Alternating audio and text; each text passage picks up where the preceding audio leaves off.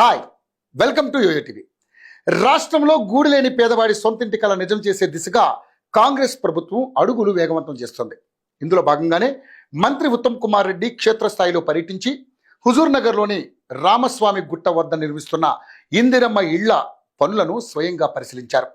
గత ప్రభుత్వం నిలిపివేసిన ప్రాజెక్టులను పునరుద్ధరించి అర్హులకు త్వరలోనే ఇళ్లు అందజేస్తామని ఆయన స్పష్టం చేశారు. ఈ పర్యటనలో భాగంగా మంత్రి ఉత్తమ్ కుమార్ రెడ్డి కీలక వ్యాఖ్యలు చేశారు. దాదాపుగా 110 ఎకరాల విస్తీర్ణంలో 125 కోట్ల వ్యయంతో 2160 ఇందిరమ్మ ఇళ్ల నిర్మాణం జరుగుతుందని ఆయన వెల్లడించారు.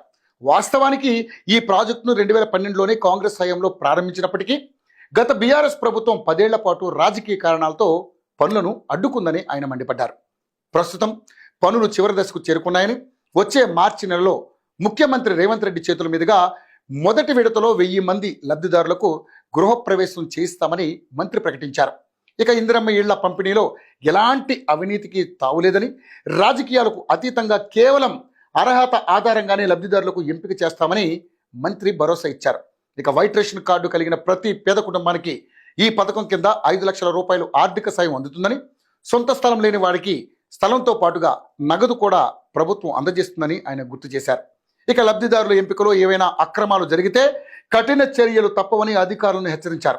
హుజూర్ నగర్ మోడల్లోనే రాష్ట్ర వ్యాప్తంగా ప్రతి నియోజకవర్గానికి 3500 ఇళ్లు చొప్పున తొలి విడతలో 4.5 లక్షల ఇళ్లను నిర్మించడమే ప్రభుత్వ లక్ష్యమని మంత్రి ఉత్తమ్ కుమార్ రెడ్డి పునరుద్ఘాటించారు.